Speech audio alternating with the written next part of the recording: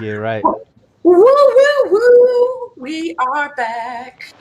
Welcome to another show of Red Cup Rants, aka BFF's sports show. I'm your host this week. I should be your host next week too, because next Tuesday is my birthday. And I'm with my homeboy Dre. What's good? Same old, just living, You know, living life. Yeah, pretty much That's trying to. You know how I go. okay. Yes, I do. I was really debating, I'm not gonna lie to you, I was really debating on pushing this back just a few minutes because of that game is so close. And I Hmm. know majority of our listeners are watching the end of that game. They're like you right now. Hmm. Yeah, I got it on my TV right now, so it's coming down to the final 30 seconds. And who's leading? Boston's up 102-99, so I'll take it. yeah. I'm here for Tatum. So I'm just waiting for the main event coming on after that, Murray versus Mitchell. oh yeah, that's what we're here for. Like no BS. Yeah, Like we gotta go and be like, okay, we're out. My husband's like, so you right. just gonna leave me watch the kid and I can't do nothing? I said, oh, this is going to be a quick show because we got things to watch. Yeah, you know how I go. They don't understand. This is a one-on-one matchup. We ain't here I'm for trying to these see things. trying to see that 50 piece too. Gonna put up a 50 piece Ex- tonight. Exactly, or both. Hey, Yeah. ladies. Um, we do want to take a moment of silence. We lost three great people this week. Um, we lost Chad Bonswin, we lost Luke Olson, and then we lost uh, Clifford Robinson. We lost Clifford all Robinson. three. Yeah, we lost all three this week. So we wanted just to take a moment of silence and remember them and have good memories of all of them.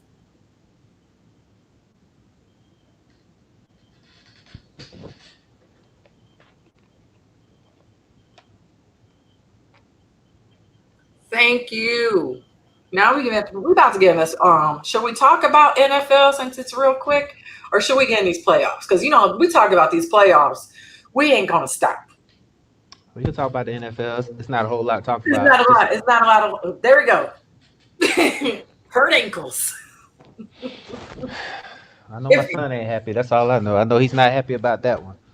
he's the only one I know that's mad. Well, don't get me wrong. There's some others that I know that are perturbed. Is that a good word? Yeah, I think that should be a good word. Um, Perturbed, perturbed. annoyed, yeah, annoyed, Annoyed. agitated, all those, yeah, Yeah.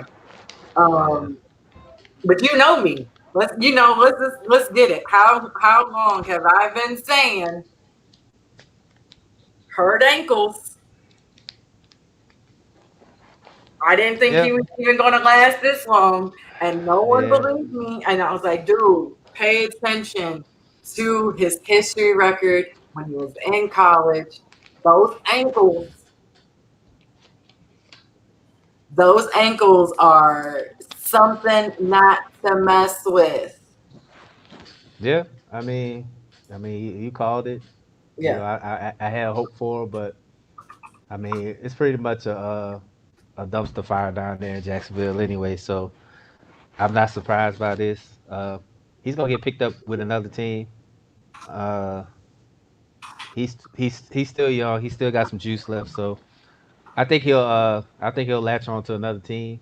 I know a lot of people saying that he should come to Atlanta, and if he does, I won't be surprised.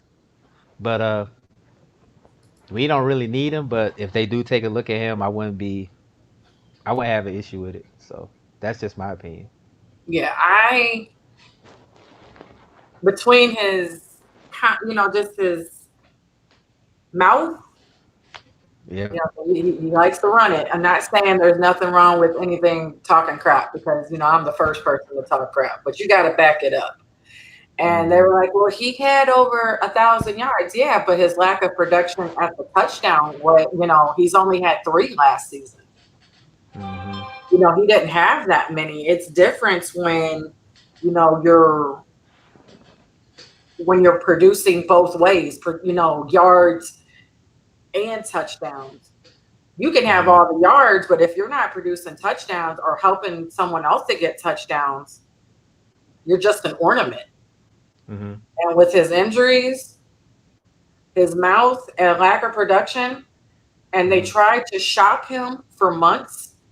A lot of people don't realize that he was shopped for godly amount, like for months. Hmm. And they couldn't even get a fifth or sixth round That pick. lets you know. That lets you know how much he was valued amongst everybody. Hmm. He wasn't valued that he wasn't valued a whole lot. So that tells you he couldn't even get a fifth or sixth round pick. That tells you a whole lot. Yeah. And Yeah. that's what, Uh, I try to explain to people. I'm like, you have to understand, you know, because somebody came in my group and was like, my sports group, Sports Mafia, they changed, he was like, they couldn't even try to trade him. No, they've tried to trade him. yeah. No one was catching bait. And now I'm arguing with people and saying, they think he's going to be a starter. My issue with that, it was like, if he was going to be a starter, somebody would have grabbed at him getting a fifth or sixth round. Because don't get me wrong, like you said, he's still young. Hmm. So he still has, energy. He still has, what it takes. But that just Hmm. lets you know right there, I don't think they see him as a starter. I really don't. I think it was just the same issue with what Todd Gurley was. The Rams were trying to trade Todd Gurley, Uh-huh. and nobody really wanted to pick him up because of his salary, how much he was going to get paid. So I think a lot of teams are going to sit and wait until he's released now. So a lot of people are going to sit and Yeah. wait and see the approach now, and he's going to get picked up. There's a lot of teams out there that need a running back. He might not be a starter, but he's going to be a quality back for some team. It just depends on what system he goes to. There's a lot of smoke coming out of New Orleans saying he might go to New Orleans because of the Alvin Kamara situation, but that's it's a wait and see approach right now because it's like you said, that man's injury prone. He runs his mouth a lot.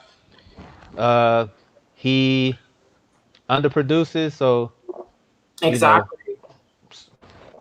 but somebody's gonna sign him.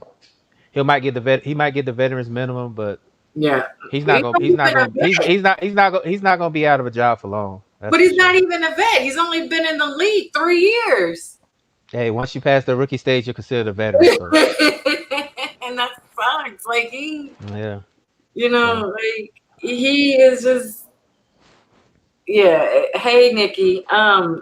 It just kind of sucks because that's a simple fact right there. yeah, Um that simple fact at that right there. But I really don't believe, I was arguing with people and saying, I don't believe he's going to be a starter. I really don't. I just don't no, see it. no. Unless they have running back by committee, or they are, doing, your starter gets hurt. Hmm. I think that's the only way he's going to be. I think that's the only way he's going to be a starter. Well, the NFL they're always looking for a running back, so Yep. he'll get picked up by somebody. For a starter, probably not, but he'll get picked up by somebody. So This is probably the first person in a very long time that the Cowboys are not linked to. Thank God we have Ezekiel Elliott, because if we they got didn't, Zeke though. yeah, if we didn't, because every free agent But is linked to Dallas. me personally, I don't think he would be a good fit for Dallas anyway. So Oh that's no, just my opinion. He's he not got a too he's much not a good talent. fit for Dallas. Yeah, Him and I think Jerry, he's not. him and Jerry would not do kindly. Yeah, but What up, I know a Herb? lot of people. I know a lot of people said that I know a lot of Falcon fans said they won't want him on there. But me personally, if we was to look at him, I wouldn't be mad at it. It wouldn't hurt to have him. But that's just my opinion, though. And he'll be Sometimes your I backup, but you have to. But I don't. well I we put got that on well y'all. we got Y'all Todd Gurley. through there. We got Todd Gurley. Todd Gurley, so I'm pretty sure they're not gonna sign another running back that's coming off of injury issues. So, That's exactly what I was going to say. Because but y'all have been through that. Y'all have been through your backup and your and, starter were iffy on their injuries. yeah, and we got Todd Gurley, who's he's having a good camp right now, but we don't know how it is once he come playing. So we'll see what happens. Y'all better get those cortisone shots. Keep them on deck.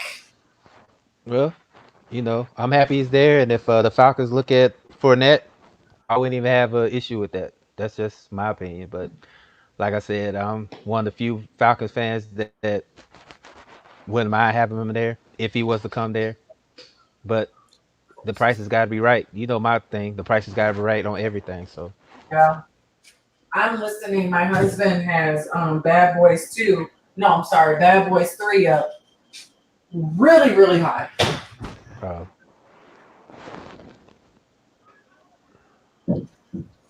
Yeah, really high. Like, yeah, bruh, my show does not want to watch your movie. well Um, they just ended the game. Boston won, so they're up 2-0 on Toronto right now. Go Tatum, go Tatum, go Tatum, go, go, Mhm. go. You know, I always Yeah, support home. well, he had 35 tonight, so he's doing good. He's doing his thing. So I guess we're going to slide on in into the playoffs. Boom, boom, boom. Since you already talking about, that game, that was a close game. It was getting down because when I turned it on, because I was watching my Cardinals, but when I turned it on at the end, mhm. the Raptors were still winning.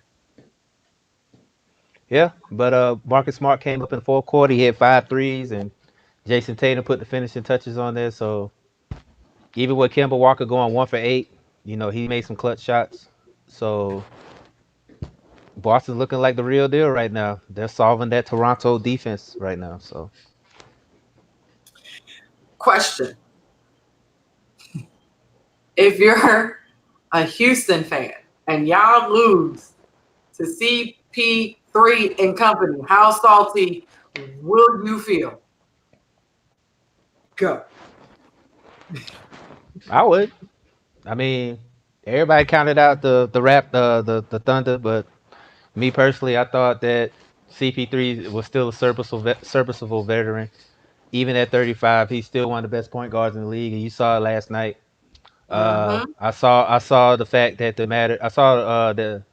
It's not even him. It's Gregorius Alexander and Schroeder, them boys too. So I mean, it's not just CP3. He's the driving point, but it's a team effort. And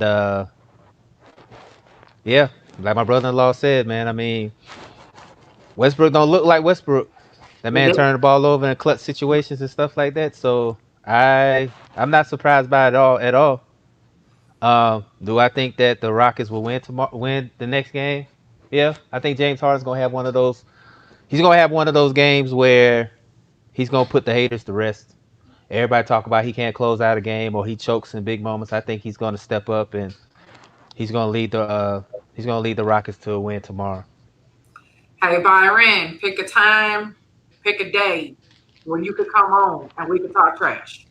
I've been waiting, bro. I know you a working man from what Dre tell me, but we got some beef to handle. Eagles, the Cowboy fan, just letting you know, just throwing it out there. And then you, yeah, I'm with you. I'm with you. I Yeah. like the underdog story. Um, I am not posting that last comment, Mr. Byron, because no one's flying nowhere. But just fly onto this phone call. I'm just saying, yes, yes, Yeah. yes, because I love talking trash. That's me. If I could just talk trash for an hour, let's go. Well, I'll let Um, y'all add that. I think I'm gonna retire from the trash talking, so I'm gonna just kind of sit back a little bit. we could be losing, and I'm still yapping my mouth. I am a true, I am a true trash talker. I have been on Um, since I was a kid, and it has not stopped. Me personally, I try to talk trash about my Falcons, man, but every time I talk so highly of them, they let me down. So I'm just gonna kind of sit back and let them do their thing, and maybe I'll come back. Maybe, Just do maybe. what we do. Talk trash, and then when they do crappy, be like, and this is what we expected. Like Yeah, I'm yeah. probably more the more trash talker than me out of the the two.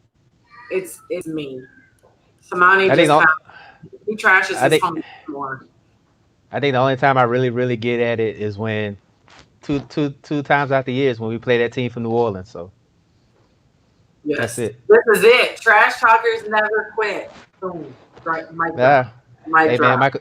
Hey Michael Jordan quit for a minute. He came back, so we'll see. Anyway, what we are ready for tonight. Are you ready? Because I'm I'm ready. I'm ready. Matter of fact, nobody else needs to play in this next one. Just need to be Murray and Mitchell play 1-on-1. Just one That's on it. one.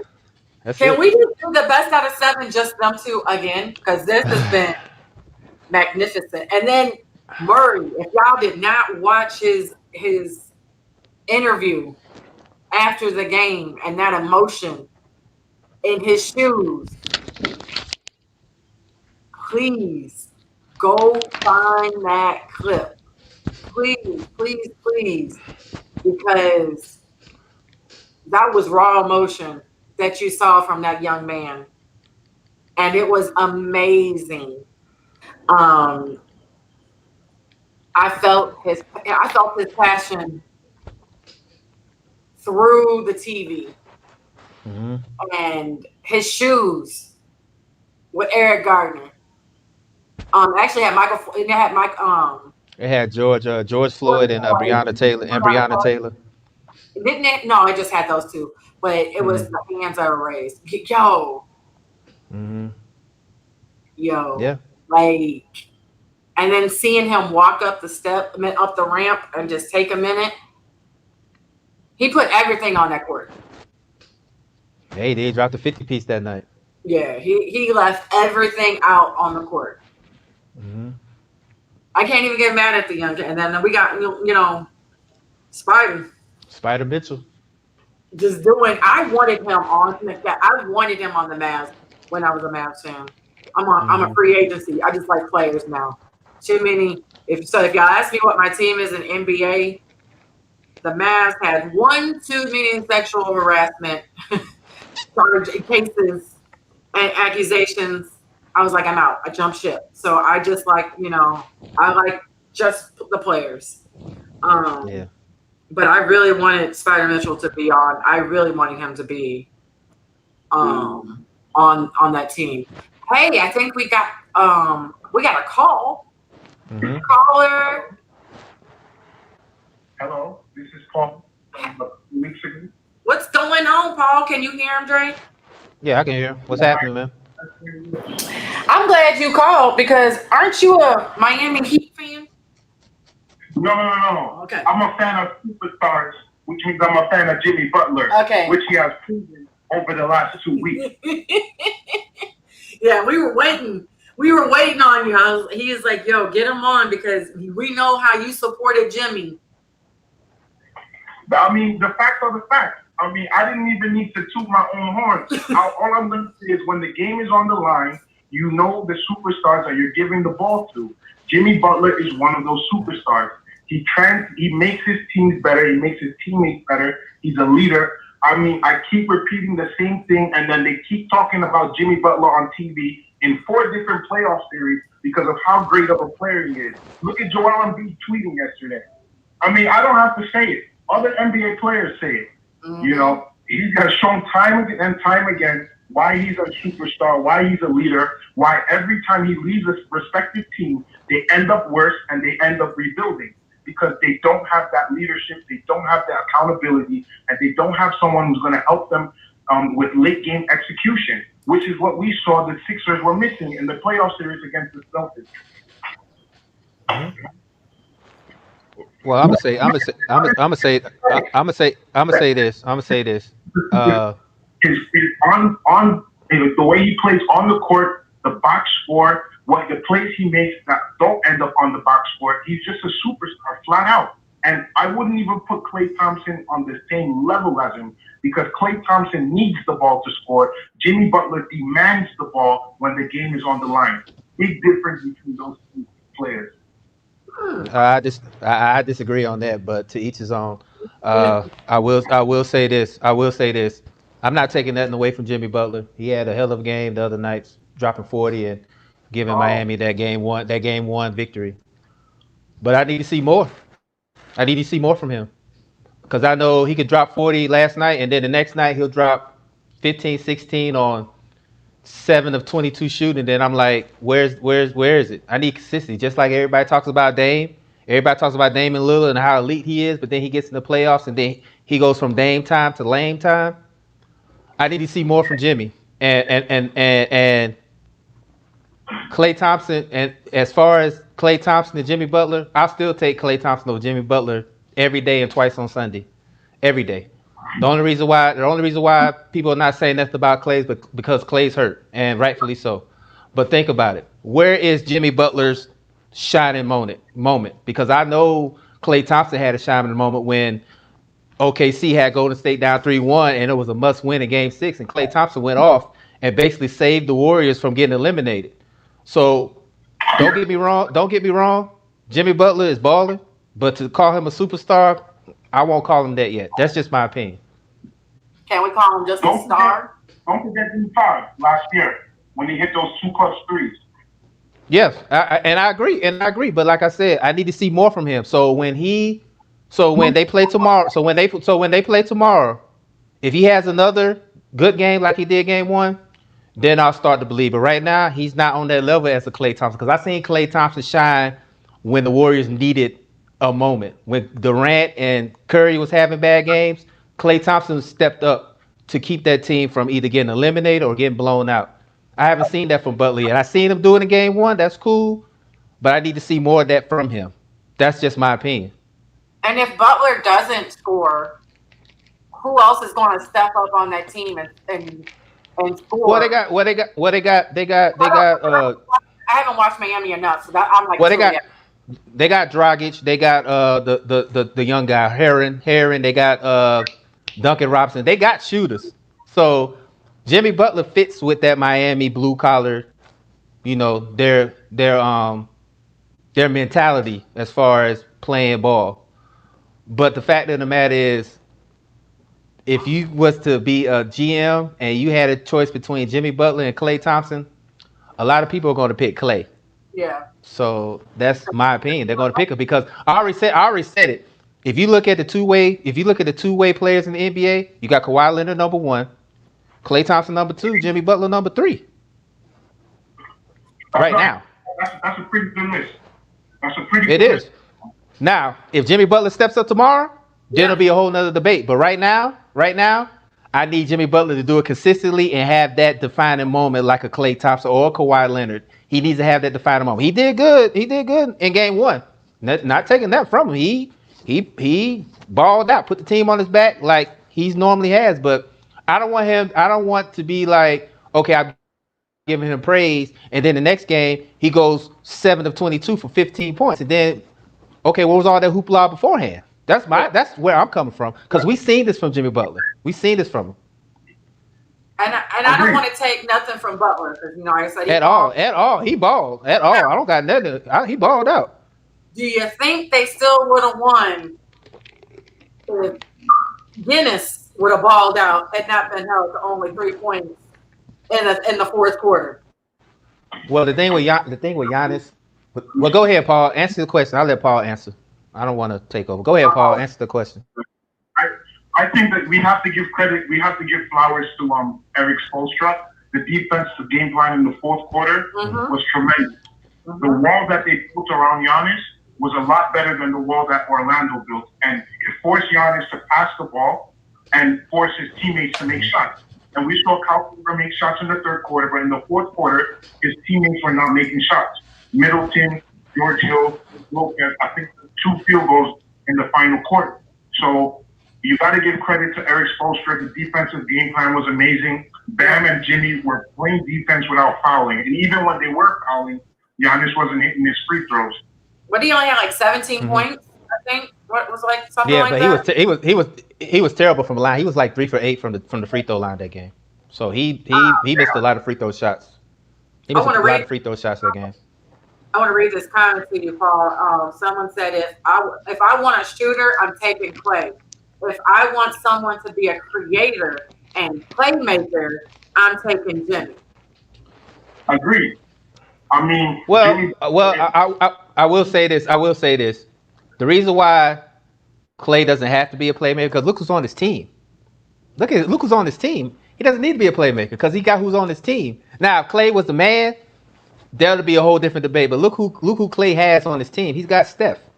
So I mean that's pretty much give and take right there. You know what I'm saying? But everybody has their opinions. They're both great players in my eyes. But if it came down to it, if I had a choice, I'm taking Clay over Jimmy. What happened last year when Steph Curry and Draymond Green were hurt? He had a chance to be 1B with Kevin Durant, and he struggled last year.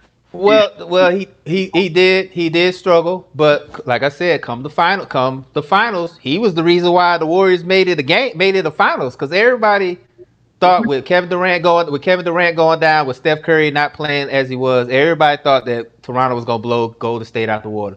Klay Thompson kept that series pretty much in striking distance with his play. So I mean, like I said before, and I say it again, I've seen Klay Thompson step up when the lights got bright. I haven't yet seen it from Jimmy yet. He did it in game one.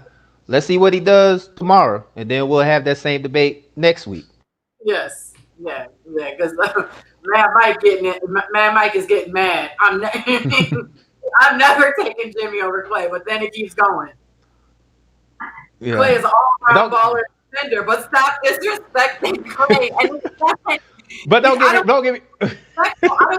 But look. Let's just keep it real. Jimmy Butler could ball. Jimmy Butler could ball, but he can. But as far as calling him a superstar, he's not there yet. He's not. To me, he's not. He's not a superstar yet. You know, like what I was talking about last week. He's like that. He's like that. He's like that. Now, if he knocks off the Bucks and he gets to the finals, then we can talk about whole nother conversation down the road. Whole nother conversation. Right. You know the thing. Whole nother conversation if he knocks off the Bucks.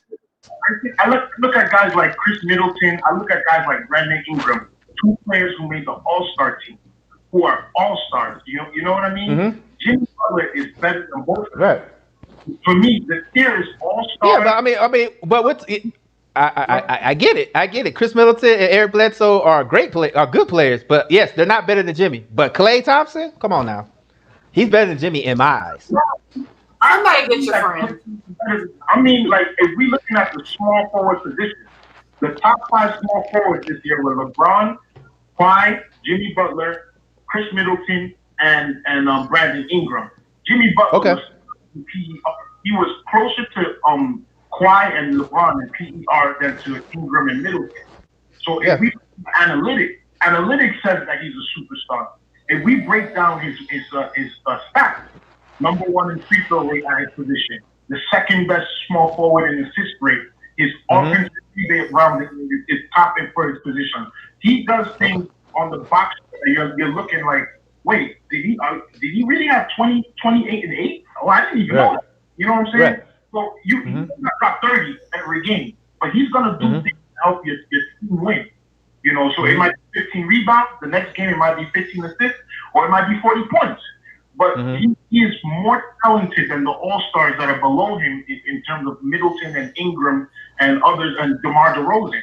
You know, but I put him on the same tier as Kawhi in terms of and LeBron in terms of taking over a game on both sides of the ball and helping the team win. Okay. That's all. Yeah, I can see that. Okay, I can see that. But like I said before, the thing that separates him from a lot is what you don't see on paper in PER. I'm talking about when you have eyes on the game and you're looking for that defining moment from your star. He doesn't have many of those. I've known like Kawhi, LeBron, and Klay. I've seen them have their moments. Jimmy Butler hasn't had his moment yet. Game 1 was a start. Yeah. Can he do it tomorrow? We'll see. Now, like I said before, if he does that and then he goes and he goes to the Eastern Conference Finals, and then he goes to the finals, and he makes it competitive, then we could have that conversation down the road. But right now, I need to see more from him, just like I need to see more from Damian Lillard. Damian Lillard is a very elite player, but come playoff time, it goes from Dame time to Lame time. You know what I'm saying? Like, when like me and my BFF talk about it all the time, all the time. The playoffs determine if it's gonna make or break your player. That's when the lights get bright. And it's NFL, NBA, MLB. When the lights get bright, that's when you know who's gonna start, who's gonna shine, and who's gonna shrink. Right now, Jimmy Butler is balling. He's balling right now. I can't even take that from him. They swept the Pacers. They're undefeated in the playoffs. They haven't lost yet. They've beaten the Bucks. So, and Jew, you just took the words right out of my mouth. He is an all-star. He's not a superstar, but he's an all-star. So if Butler keeps being consistent the way he is now, then there'll be a whole different conversation. But right now, on that tier, LeBron, Kawhi, he's around there, but he's not on Kawhi and LeBron's level yet. That's all I'm gonna say. Yet. I agree. Copy. I agree, and like I said, I haven't watched Miami, and that goes to show you if you don't have like the NBA package, you don't get to see other teams. So when Miami has been playing, I only know, you know what I'm saying, I only know a few players on there. I'm like, but I could tell you everybody on the Clippers team. I could tell, you know what I'm saying, teams that I'm not even, I'm obviously not a fan of, but that just shows you how much these good teams, in parentheses, quotations, have been on TV, local, and now you're finally getting to see these other teams that we normally don't get to watch unless they're in the playoffs. Right. And that's how I feel about Miami, because I couldn't even the last time we actually watched Miami in the playoffs was when LeBron was there. You know, you could probably remember everybody. If you're a fan like me, don't get me wrong, you're a fan, but you're not like a diehard fan. You probably could tell everybody on that team, but you're like me, you could only maybe one or two people. Or if you see them, you're like, yeah, I remember them. Yeah, I know who that person is. And so that's how I was like truly asking, like, who could step up if he doesn't have a great game? Because that's what you don't expect that to happen from him. But when you're not a superstar in my eyes, I expect you not to have all these back-to-back games unless you have to put the team on your shoulders. And that's what Jimmy Butler did game one. He put the team on his back. Let's see how he can do it. Let's see how he can do it consistently. Because I've seen, and Drew, I agree. You said that Klay isn't a superstar, but he's a lot closer than Jimmy Butler is, because you seen what the man did when the lights got bright. Like I said, that Oklahoma City series when the Warriors were down 3-1 on the brink of elimination. That's why they call him Game 6 Klay. Go back to every Game 6 that Klay's been in when they was on elimination or in the finals, and you see the man put up numbers. I haven't seen that from Jimmy Butler yet. He did it game one. Let's see what he does for the rest of the series, because, like I said before, I've seen Jimmy Butler put up good numbers, and then the next game he put up trash numbers. So I mean, you gotta look at it that way. Yeah, and that's what I'm expecting. And a lot of people, if they're like me and they're not like a big Jimmy Butler fan, don't get me wrong, you're casual. Yeah, you expect him game 2, he's gonna do like 10 points. You know what I'm saying? Something horrible. And then they're gonna be like, here we are again. Yeah. Exactly. Like, he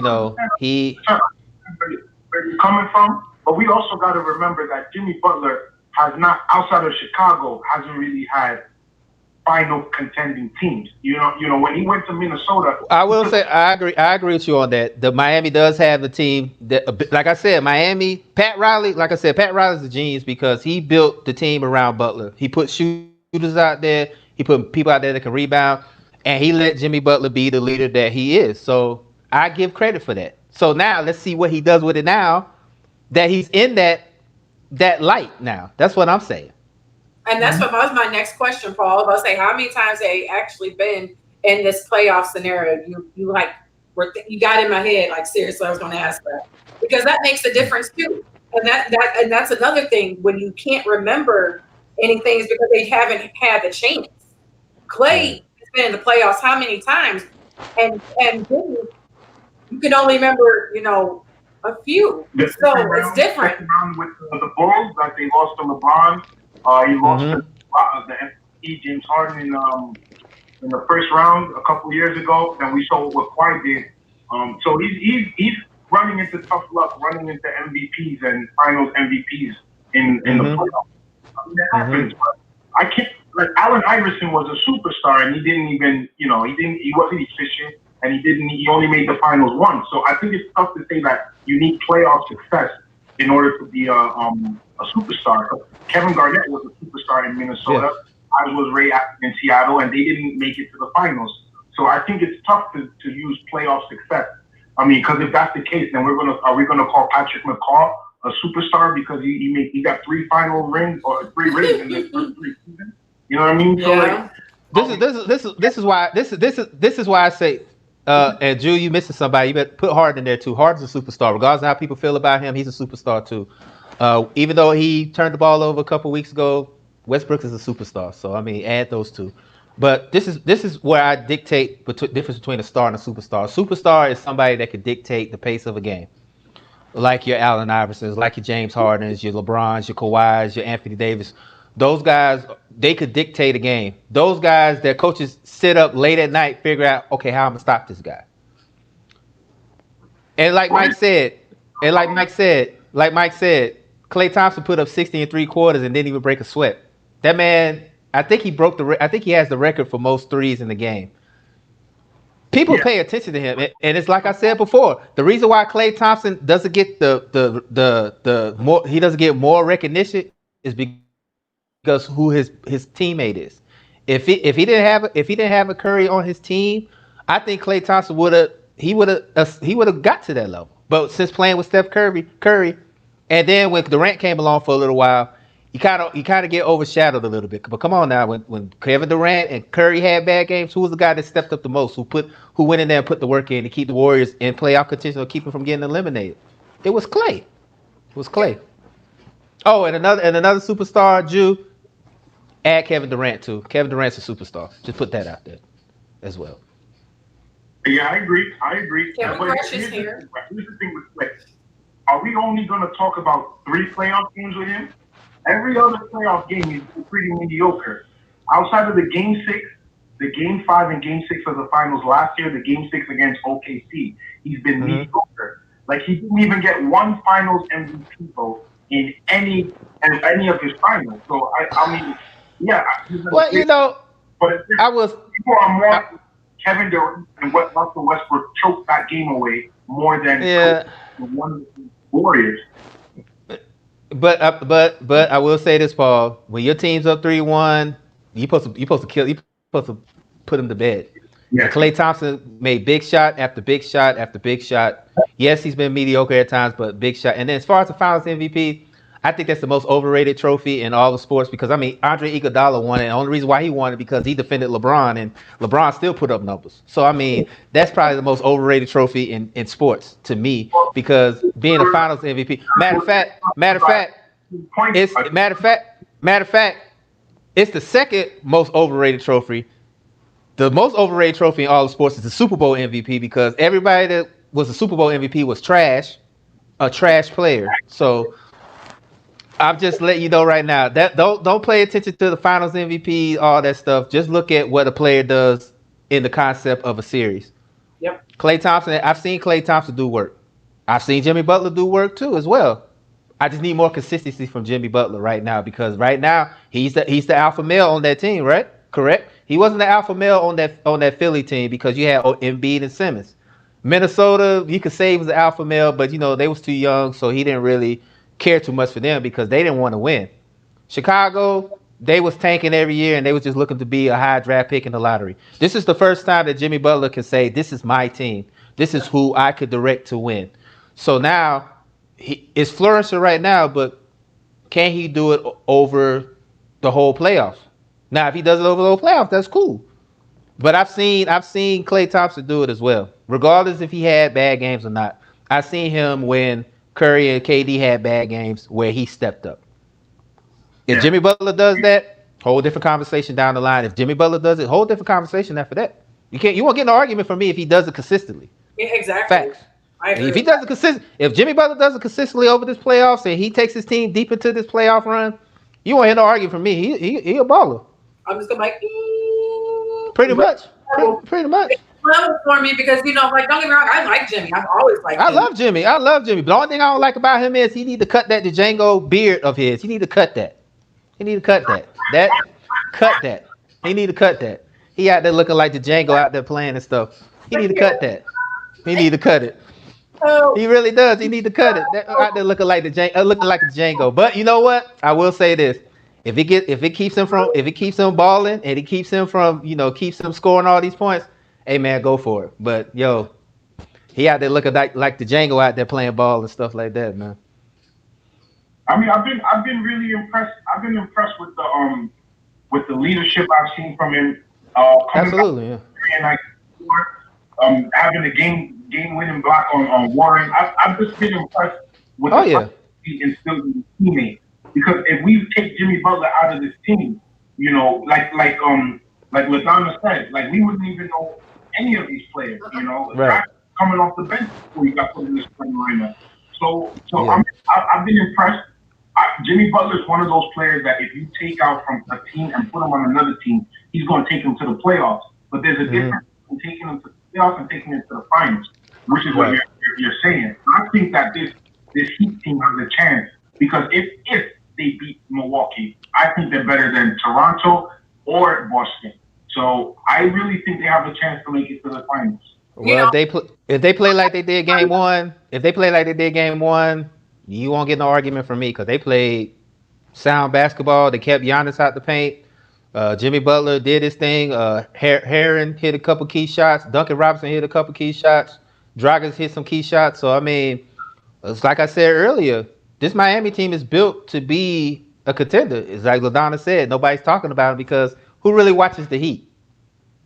Besides dedicated Miami fans? Right. Who really watch? The last time anybody mentioned the Heat was when LeBron was there. That was it. I think they got one playoff series win the last 4 years. Mm-hmm. So, that was it. Yeah. So, yeah, because I have a guy that's a Miami fan, and he's talking about they finna win it all the way. And at first, I was just like, "You're playing the Pacers, and they're like almost everybody from that team is gone." But now I'm paying attention because they beat the Bucks, but at the same time, didn't the Bucks lose game one of the last series? Which is why I said I need to see Jimmy. I need to see Jimmy do more tomorrow. That's what I'm saying. He needs to do more tomorrow. Yeah. He does. Best believe the Bucks are going to come in with a different energy. Mm-hmm. Oh yeah. Giannis is not. I'm gonna say it right now. Giannis is not gonna have another 17-point game. Trust. He's not. He's not gonna have another 17-point game. That man gonna come out with a vengeance. He really is. So if I'm Miami, I keep doing what you're doing, but just realize that the Bucks are gonna come out swinging, and you just better weather that storm. Jimmy Butler better play. He about to Jimmy Butler in like 3 minutes. That's how I'm right. You know what's funny? You're talking about Klay Thompson in Game 6. Giannis in Game 2s. Like from last year against the Celtics, this year against the Magic, even a couple years ago against the Celtics, he comes out firing after a loss. Like that's a dude that doesn't like to lose 2 games in a row. So I mean, I fire. But again, without Eric Bledsoe, that is a whole different team. You know where the shots are going from. And you know the defense is going to be tailored towards Middleton and Giannis. Mm-hmm. Yeah, pretty much. And they still got Korver. Korver got to step up too. So Bledsoe still going to be out tomorrow? As far as I know, he is. As far as I know. Because, hamstring injuries are not, it's not something that you can recover with in a day. Oh, okay. So he hasn't really practiced. I don't see him playing. And even if he might not play. Yeah, I saw. I got the update that he got hurt, but I didn't see. I forgot what the injury was. Yeah. And I agree with what you said. If Giannis don't make his free throws, it's gonna be a quick series. Mm-hmm. Yeah. It's gonna be If he don't make it, I'm telling you, you can't be a legitimate MVP candidate and you can't make your free throws. You can't. You can't go 3 for 8 and expect to win MVP. You can't. You can't. So if he does another 3 for 8 tomorrow, yeah, it's gonna be a long night for him. So I didn't think he deserved the MVP last year. I didn't think he deserved the Defensive Player of the Year, or he should have been in the top 3 of the MVP this year. I mean, when he plays, he's barely in the game. His team is that dominant, and then when he's out, his team still wins. So I didn't see the point of giving him MVP last year. I thought James Harden's season last year was so impressive, losing 4 starters and dropping 30 for like 40 games straight. That was more impressive to me than Giannis just leading the team in stat padding for the Bucks and playing like 20 minutes a game. I'm not watching him play. Well, I look at it like me personally. I think the reason why he won it and the reason why he'll probably win it again this year is because you take Giannis off that Bucks team, they're not a top seeded team in the East. At all. They're not at all. I think in Miami, like when we were talking about if you take Butler out of the you take Butler out of the equation. If you take Butler out of Miami, there are a lot of rebounds. And so I think it's the same with the Bucks because sometimes that team looks so explosive. And then there's games that they're backup, they're 3, 4, I would say about 3 to 5 guy, don't show up. And even maybe their 2 guy, some, maybe seldomly show up for Giannis, but that's it. Yeah. And so if you take him off that team, if he leaves, there are a lot of if Giannis leaves the Bucks, which the rumor is he might. Yeah. They are a lot of rebound team if he leaves Milwaukee. They are a lot of rebound team. Yep. That's facts. With Eric Bledsoe and Chris Middleton and Brook Lopez. Absolutely, yes. They won't be a top. Okay, I'll take it back. They won't be a lot of rebound team. I'll give them maybe a fringe playoff, but they won't be a top seeded team. They won't be. They'll be maybe a fringe 8, 9, barely in the playoff hunt, but. Maybe not on a good day, but that division is hard. So maybe I think the Bucks are like 10-6 without Giannis the last 2 seasons. So I mean, they tailored I get it, but 16 games versus 82 games over a span of 82 games. Yeah. In the East, you got New York, Atlanta, you got crappy teams in the East. Hold on. What you're not gonna do is talk about my Hawks. That's not what's up. We're not gonna do.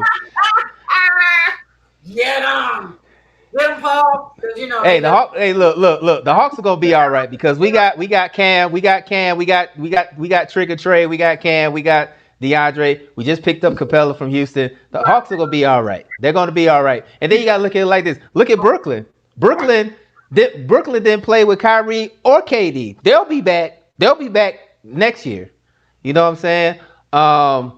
The parity in the East is there. When LeBron went to the West, it shifted the Eastern Conference big time.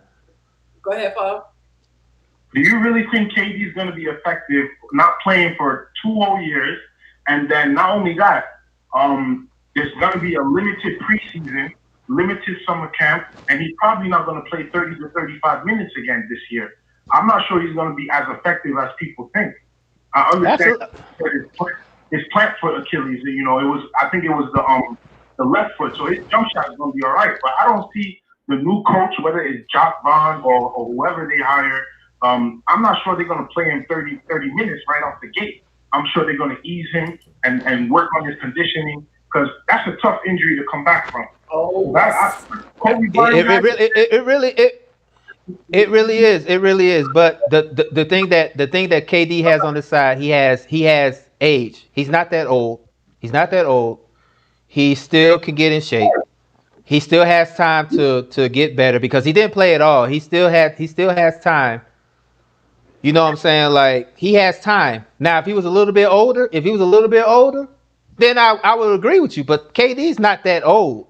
So being the fact of the matter is, with the way that technology and the way that the medicine and technology has accelerated over the years and how it's got better over the years, he'll be fine because he has better technology out there for you to come back from a major injury. Now, will he be rusty? Absolutely, yeah, because You're not playing ball in 2 years. It's easy to shoot a ball in practice to see what happens in real time. But the fact of the matter is, KD is such a gifted player, and technology is so advanced right now.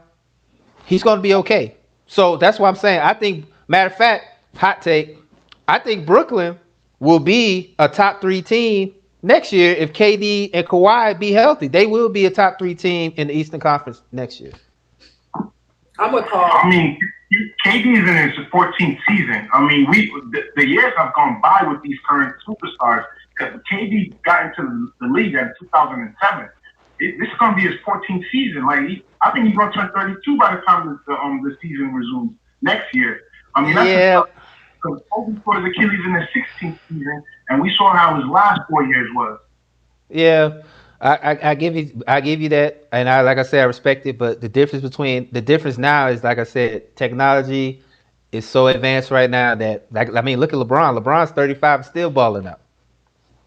I mean, even after he had a major injury, he had the groin injury and stuff like that. He still balled out. So I mean, the technology is there.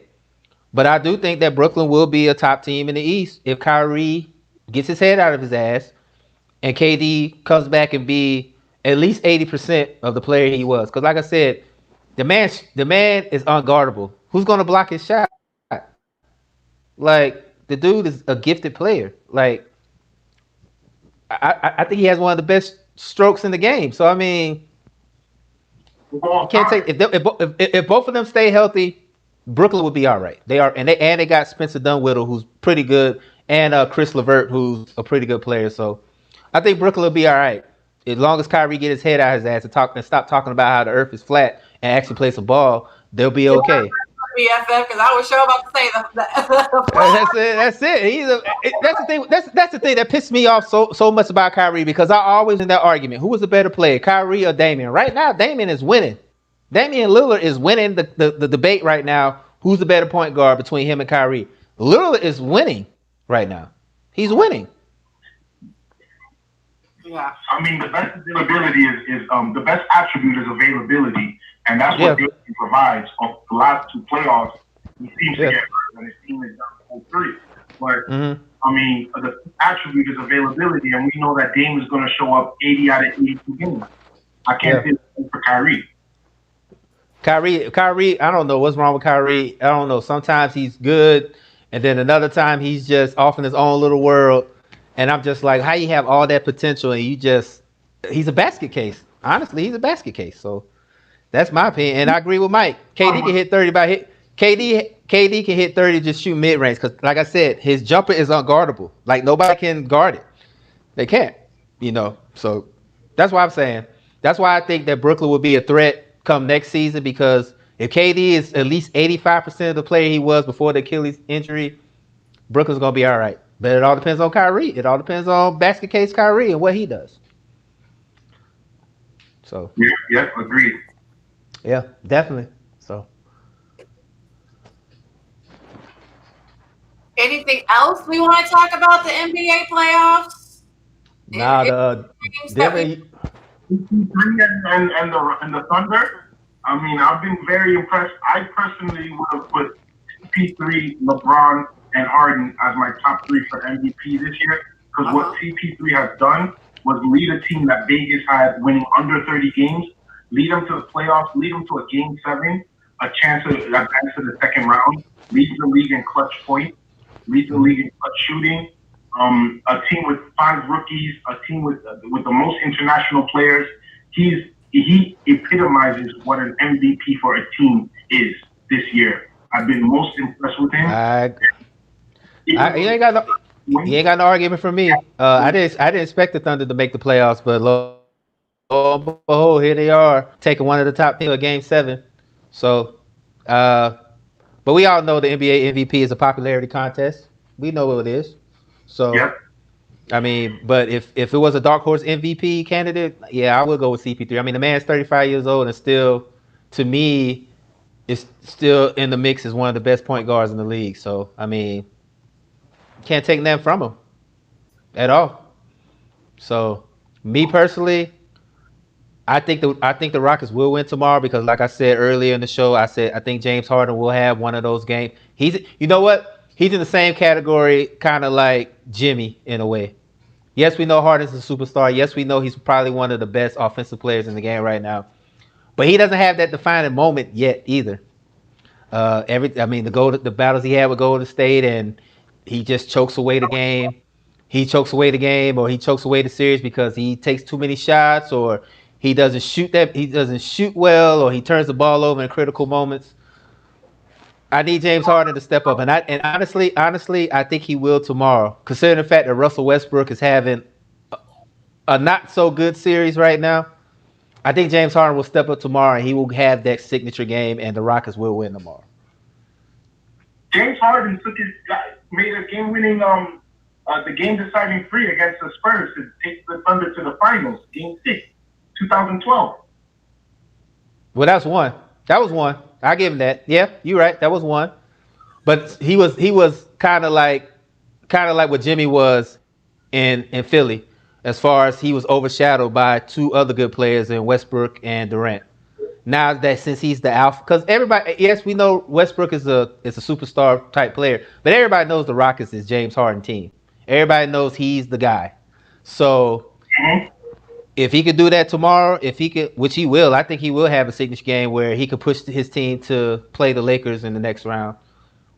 If he does that, then the monkey will kind of be off his back a little bit because yes, he had that signature moment in 2012, but what has he done since? I know he's choked plenty of times against Golden State.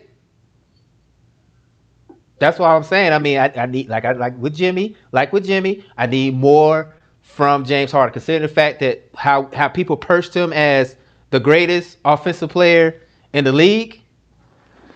He got to do more than that, man.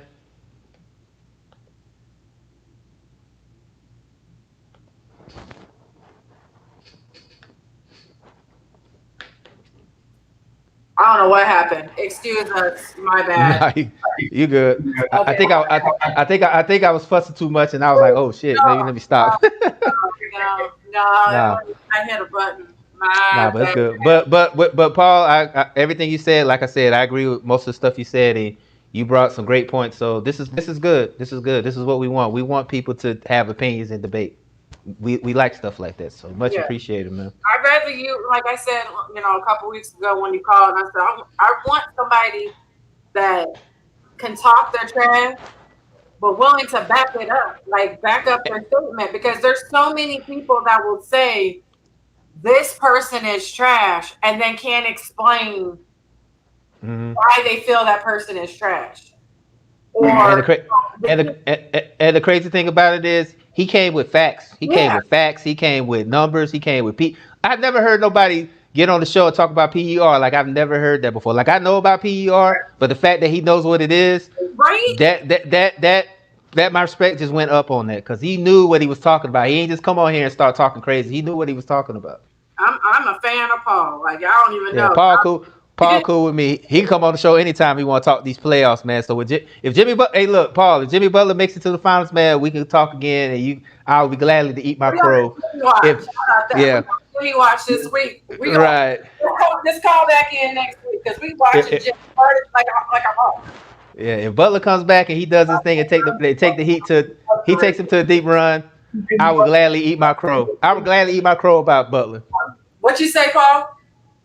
I said that by that time, hopefully the Bucks are swept, Giannis out, and then people see the greatness of Jimmy Butler Oh, on this team. not swept. Okay. You know what? I tell you what. If the Bucks look, I'll say it like this: if the Heat sweep the Bucks, they're going to the finals. Yep. They're going to the finals. Yep. I mean, no disrespect to Boston, but it's just destiny. If Miami does that, it's just destiny. And who knows? It might be the Heat and the Lakers, and LeBron might have to see that Heat team again. Who knows? Mhm. I agree. Hey, I wouldn't mind seeing LeBron versus Jimmy Butler matchup. That's just me though. It wouldn't be bad. It wouldn't. It wouldn't. It would be definitely different. That's the case. I just need the Lakers to win so I can collect my money. That's it. I just need the Lakers to win. That's it. As long as the Lakers win the finals, I can collect my money and I'm good. Oh, I knew you had some money on it. I just didn't know Hey which man, with Kobe, with Kobe passing away, everybody's riding the Laker train. So why not? Why not get paid off of it? I feel you. I mean, Yeah. the Clippers. What I saw from Kawhi Leonard the last couple games, that's gonna be probably the best Western Conference Finals in NBA history. You Because know that the NBA, the NBA is pushing for all LA Western Conference Finals. They are pushing for that hard. They are pushing as much as everybody wanted Dallas to beat the Clippers. It wasn't happening. Game 7, so they tie the same both teams. I see what's going on with the NBA. I was Hey, those people. I knew hey it man, hey, was, but can, I'm can we Luka. can we talk about the greatness that is Luka Doncic though?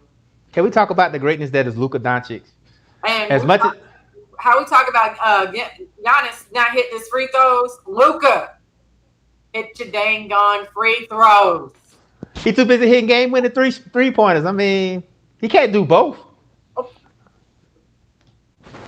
really? But I Really? will say this. I will say this. I don't have a problem with Luca.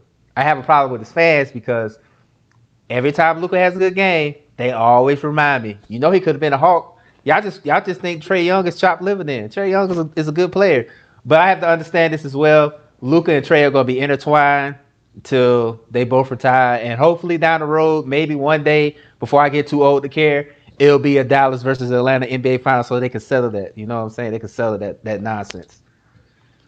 It's not even close. I like Trey Young. It's not even close. Mm-hmm. Well, right now, Lucas is ahead right now. But like I said before, once them young players around the Hawks get better, we'll be in the mix. We'll be in the mix. And consider the fact that East. If you look at the supporting cast outside of KP, that team is really garbage. Trey Burke. Well, Um, well, um, hey. Trey Burke did his thing. Tim Hardaway Tim Hardaway Jr. did his thing. Who was the other guy? It was another guy. Seth Curry. He comes off and give you 10 to 15. um, um, Uh, so I mean, right now, the Mavericks are built to win now, and it's just like with Jimmy. It's just like Jimmy Butler in Miami. They built that team. Shout out to Mark Cuban. They built that team around Luka, that's why you see Luka running the point because they built the team around him so he could be the playmaker. Mm-hmm. With Atlanta, we got Cam Reddish, we got DeAndre Hunter, we got John Collins. All those guys are still young. They'll get better, and we're adding Capella from Houston, who's a rim presence, who can block shots and can get rebounds. Now we got somebody that can defend. So the Hawks will be there. I'll say they'll be there next season because the East is terrible at the bottom. Once you go past Miami, Indiana, the East is pretty much trash. And So the Hawks will be there next season. I'll put that's another hot take for me. Not just because I'm a fan, but the East is terrible, and we'll get right. I will say that Luka fits where the trade made sense because Luka It would really not did. the Hawk system. And just like, you And for know, everybody, and look, for everybody that said that Luca would have made the playoffs with the Hawks, whatever weed you're smoking, please send it to me. Please send it to me. Please send it. I want some. I want some of the weed that you're smoking because that was absolute gibberish. All these people was talking about how the Hawks was gonna make the playoffs and Luca was there. No, no. Whatever weed you're smoking, please can I have some? I want yeah. some. Matter of Yeah, fact, give some to my BFF too. Give some to her too. because they have a they, system. they We have been slow. We've had Dirk, what, how many years down here? And yeah. if you couldn't, you can't get no slower than Dirk. And then we got a mini Dirk. That was just like, he's a little strides quicker. So Luka fits Dallas's system. And, the light skinned, curly haired mode fits Atlanta's. Trigger Trey. Ice Trey. That's his name. Ice Trey. But he Call does. him Ice Trey. But Trey wouldn't fit here. It's two different worlds when you try to compare apples and oranges. Yes, like you said, because that trade it was always going to intertwine. They're always going to be compared apples, but you're comparing apples to oranges. When you come to that trade, just due to the fact that you have to look at the system and what they were going into, not just because of their numbers and not because of their background and you have to look in the system that they were going to. I've had many arguments about this, and people didn't want to listen. So I think it's safe to say, and y'all can agree or not. I think this is the first time in a long time that a trade worked out for both teams. Mhm. Yes, Dallas made the playoffs, but Dallas is built to win now. Atlanta's built to win down the road. So, but I will say this. I will say this. If Trey Young was a bust, yeah, I'll be pissed off because the way Luka's playing right now, I would be mad. But thank God because we know, and Mike, I know you're on here, you're listening. I'm tired of Atlanta failures. I'm tired of Atlanta failing shit. So I'm glad that something actually worked this time. So we're good. But I think this is the first time in a long time that a trade has worked out for both teams. Yep. I will say this. I Yeah, do that's my not think dog. That's my dog. Cam Reddish. Go ahead, Paul. I don't think they're going to make the playoffs next year because we got to think the Suns are going to be better, the Warriors are going to be better, and they might add another superstar. The Portland Trailblazers are going to come into the season healthy. I don't think the Mavs are going to make the playoffs next year. I think it's going to be like 2 years ago where they just missed it. I think the West is going to be stacked. The West is going to be stacked. They're going to be stacked. But Cuban finna spend some money on somebody around him. Well, they already said. Well, the rumor has it is that the Warriors are going to make a play for Giannis. So, I mean, if they do something like that, it's going to be crazy, man. But as far as Portland, yes, they got to get healthy. I think they ran out of gas trying to make it to the playoffs, and then they was basically dead in the water for the Lakers. Yep. I would like for them to re-sign Hoodie Melo back because everybody kind of written him off, saying that he was washed up, and he came back and showed y'all he could still ball. I would love for him to be that third scoring option on Port. He said he wants to come back to Portland. McCollum, there's rumors he might be involved in trade talks, and then Damian Lillard's the flagship of the whole organization. So I mean, they're not going to trade him, and he's not going nowhere. So yeah, so the West is going to be packed. The West is going to be packed next year. So Denver up 37-23 in the second. yeah, Murray going off. Spider ain't hitting nothing yet, so he been missing a lot. So but that's a chance to sweep this team, and they absolutely blew it. Game 1 was the Jazz's game to win. They had it until that 8-second penalty, and then things changed, and they won the next 3 games. If they lose this game, they're going to have to go back to that play where Mitchell took an 8-second penalty as the play that cost them a sweep of the series. Yeah. But to me personally, besides that series, I mean the Clippers and the Mavs, this has probably been one of the most entertaining series to me. Jack, just the fact that they got two good young players, and they're both putting up like 50 pieces. You know what I'm saying? So I'm thoroughly enjoying it. This is the one I liked the most out of all of them. It's been this one.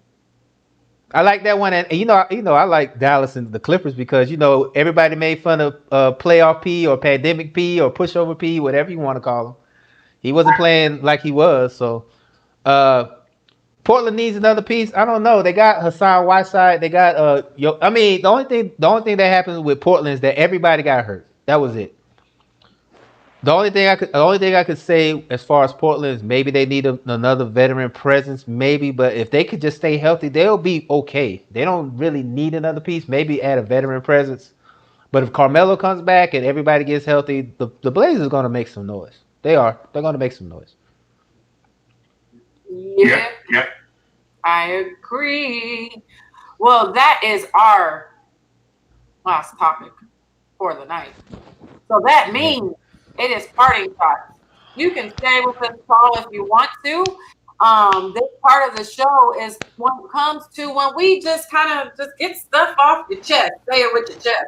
I think that's what we need to change it to. Say it with your chest. we ain't trying to get sued by Kevin Hart because that's his thing. I ain't trying to get no cease and desist letter. But this moment, we just take a moment to have this. Say something. It could be sports related. It don't have to be sports related. It could be serious. It could be not serious. It could be petty. Whatever. the case may be. We take this time just to get it off. And if Paul, if you wanna do it, you can lead us off. Absolutely. So anything. Anything. Anything you want to say, man? Whatever you got on your mind, let it go. Okay, all right, I got one. I'm gonna quote the great Martin Luther King. Freedom isn't handed to by the oppressors; it is demanded by the oppressed. I like it. That's it. Ain't it with my Go ahead. That's that's all you got to say. That's it. That's all you got. Okay. You sure? Okay, because the floor is yours. I think he's all worn out by defending Jimmy. He got tired, so I mean, it's a quote that doesn't even need to be explained. We see what's going on in the country. It don't even need to be explained, So I'm gonna keep it like that. I ain't gonna misinterpret what the great MLK said. So I'm gonna keep it as freedom is not handed to by the oppressors. It is demanded by the oppressed. End the story. Saying it with my chest. That's the saying it with your chest. Yeah, I like it. I like it. There it is. You want me to go? You want me to go, or you want to go? BFF. Okay. I wish I had some tissue. I don't want to get emotional or not like that, but I'm gonna try not to. I had a. How? You go ahead. Go. I gotta get my thoughts together. Go ahead. Go ahead. Okay. First off, we did forget one person that passed away. That was Georgetown's coach Thompson. We forgot to say a moment of silence to him. Also, AI. I know you're going through it. If you ever happen to listen to this AI, I know you're going through it. You lost Kobe and the man that you feel that has saved your life all in 1 year. So my hat's off to you. 2, me and my husband are doing a show tomorrow, The Chain Reaction. If you're a Cowboys fan or know anybody Cowboys fans, please come and find us. We're doing a show tomorrow, 7 p.m. We will be on the Chain Reaction page. It's on YouTube, and we're going to be live on Facebook as well, 7 o'clock Central Time. I also want to thank Paul for calling in, and then get my little off my chest. I'm not doing fantasy football this year. So I will help everybody. I will have a segment starting next week on this show, and you can catch it on Red Cup Rants. I will do probably 5-10 minute, probably about 10-minute take on who you should start, who you should not start, who you should drop, whatever, pick. I will have that little part. I am not doing a show this year, and I am not doing fantasy football this year. Don't get me wrong. I will do my daily fantasy football. But I started losing myself into actually like watching games and loving and missing. I was so busy watching for players and all these moves. I was losing myself and watching the love of it. And so this year I decided, 2020 is giving me a sign not to do it. Yeah. Not to do it. So we're definitely going to, it's going to be a minute. Yeah, but go ahead, Dre. Oh, did you mention the Arizona great Lou Olson passing away too? Yeah, did you mention him as well? Yeah, okay. I mentioned Lou. I mentioned them 3, and I totally forgot that Thompson. Yeah, great for them. He was the reason I watched Toya's. He passed away. Okay. All right. I think I'm ready now, and this is just me being, I guess, accountable for something. So, it's been a rough couple 2 weeks for myself. I did some things that I wasn't proud of. There's 2 words that I want to kind of drive home before we get off. That's accountability and disconnection. Make sure you have some friends that will hold you accountable when you're screwing up. I'm grateful that I have friends like that called me out on my BS and told me, I was messing up. Told me that I need to kind of change a little bit, a whole lot. Uh, it's kind of a humbling moment for me, but it's well needed. It really is because when more than one person says that you have a pattern of how you express yourself in a negative way, you need to pay attention. You really do. You really need to pay attention. And I've heard what everybody said as far as what's going on with me and how I handle things. And also, I'm not going to try. I am going to change for the better because, if somebody told me a long time ago, if you keep going the way you're going, ain't nobody going to want to talk to you.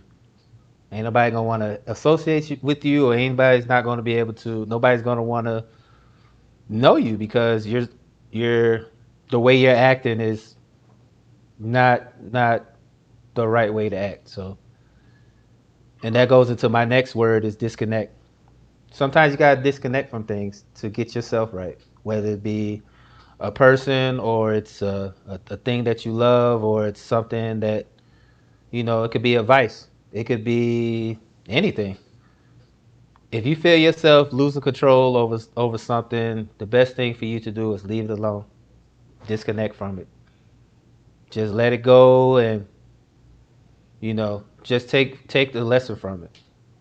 Because if you try to dictate things that are beyond your control, you're not gonna sleep well at night. You're not gonna sleep well at night. You're gonna be stressed out. You're gonna be a shell of yourself. So those words kind of stuck out to me this whole time because of my actions to others. So and in the end, I did lose a couple people because of my actions. You know, and I accept a full responsibility for that. Uh, it's they say life humbles you quick. So if you got people in your life that actually care for you and look out for you, keep them close. And don't try to push them away either because all they're trying to do is look out for you to make sure you're good. So make sure you keep them people. And to the ones that did leave, if people do decide to leave, just take it for what it is. Just take it as a lesson. That's all I got to say. Oh, BFF, I'm always here for you, forever and always. We did end up having one call. Caller from Atlanta. Hey, everyone.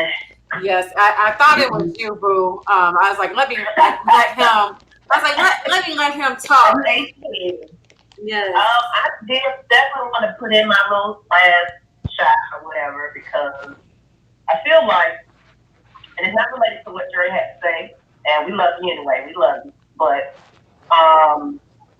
it's just about social media and how last night everyone got together. The only time that we can get together as a country and watch, support of good music, good vibing, everything is just like everybody, there's no hate. We just came together as a whole and got together, and those are great times. What I hate is those that ruin it by the fact that we're not constantly talking about injustice. Sometimes we need a distraction from what's happening in the world. We've been plagued with coronavirus. We've been plagued with just so much negativity right about now. Sometimes kicking back and being able to just unwind and enjoy company of other people, even if it's virtual, where everybody's just laughing and having a good time. Chill. That's just what I want to say. Doesn't mean because you're not posting it today, you don't know what's going on in the person's personal life and what they're doing to bring awareness to what's going on in our society.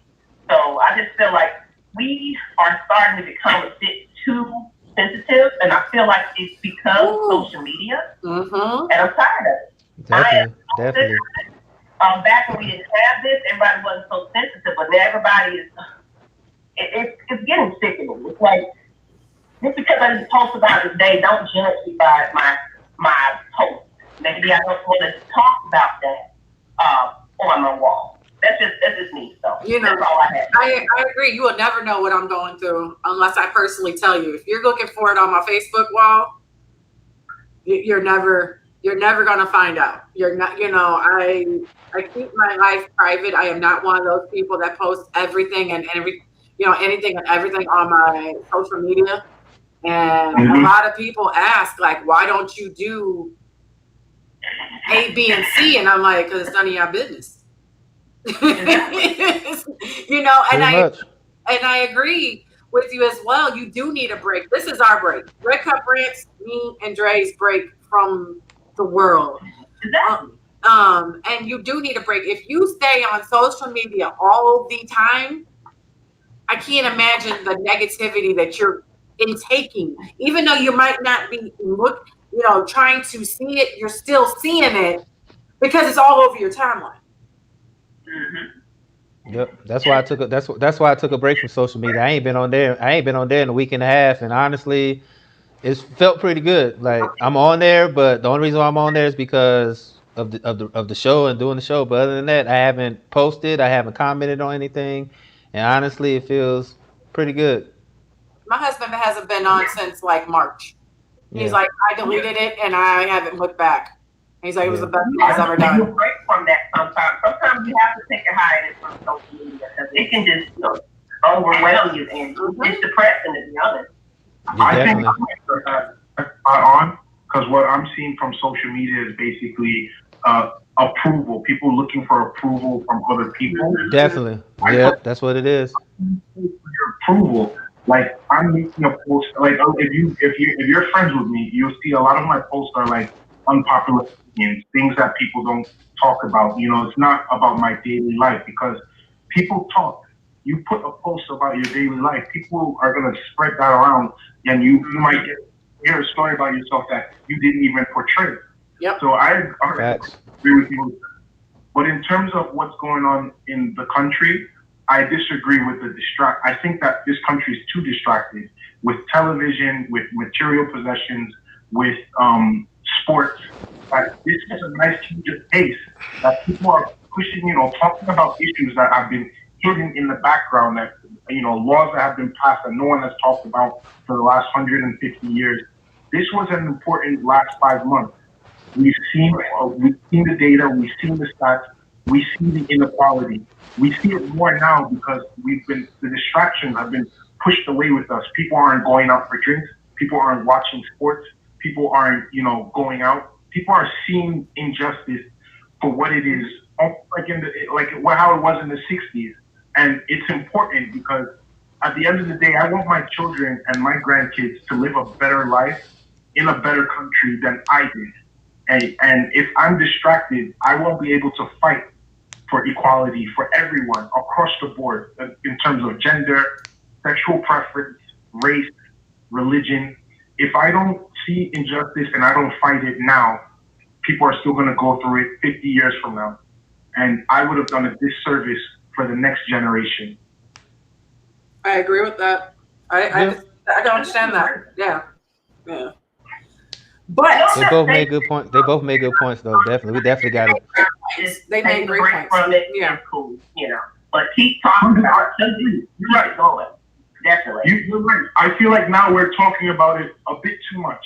Where it's like every 5 minutes you go on, if you are on social media, it's a post about what happened in Wisconsin, what happened in Atlanta, what happened in Minnesota, what's happening in New York, statistics, white crime, black crime, this and that. I agree with you. It's a bit overwhelming. And it's sad that our country has come to that. But at the end of the day, if we want to fix something, we got to tackle it head on. And there are a lot of problems with this country, not just race.